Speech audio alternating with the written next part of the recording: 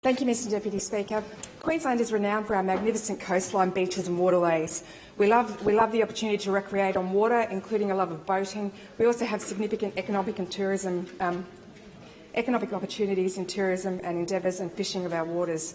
Currently, there are approximately 260,000 registered recreational ships and approximately 15,000 commercial ships operating in Queensland waters. In addition, there are assumed to be 100,000 recreational ships in Queensland that are not required to be registered. Ships reach the end of their useful life for a number of reasons, including requiring maintenance, where the costs end up being greater than the actual value of the vessel.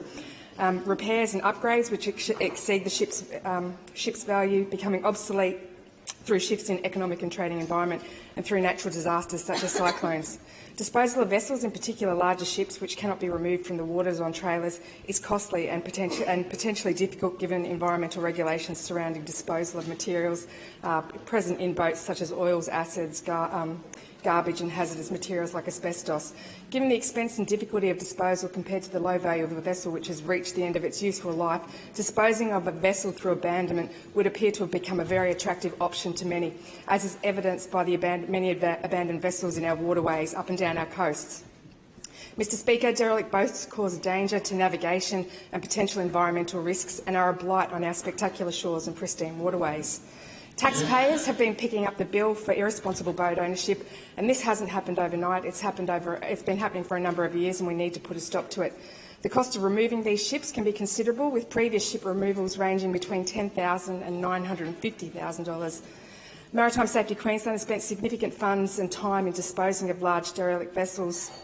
Over the last 4 years, 86 derelict vessels have been removed, costing taxpayers around about $4.1 million. Our money could be so much better spent. So the Palaszczuk government is upping the stakes, and we're commencing a war on boat wrecks and their negligent boat owners. We've established a task force that I'm going to be chairing that will prioritise the worst derelict vessels and remove them from our great waterways. The small minority of irresponsible boat owners who pollute our waterways are on notice. The task force is comprised and supported by experts in the field of waterways management, and together we'll be making certain that it is clearly understood that it is the owner's responsibility to remove the vessel if it becomes unserviceable or wrecked. If an irresponsible boat owner refuses to clean up for themselves, our task force will be coming after them. We'll be seeking feedback from communities across Queensland to help us identify the worst derelict vessels, and we will use the announced $20 million War on Wrecks Fighting Fund to remove these ships. We want to ensure vessel owners understand and meet their responsibilities from the maiden voyage to final mooring, and more importantly, we want to ensure negligent owners are held to account. I'm looking forward to working with the task force and our community, who will have a say in the Thank you, Member for Redlands. Your time has expired. I call the member for Noosa. Thank you, Mr Deputy Speaker. Being diagnosed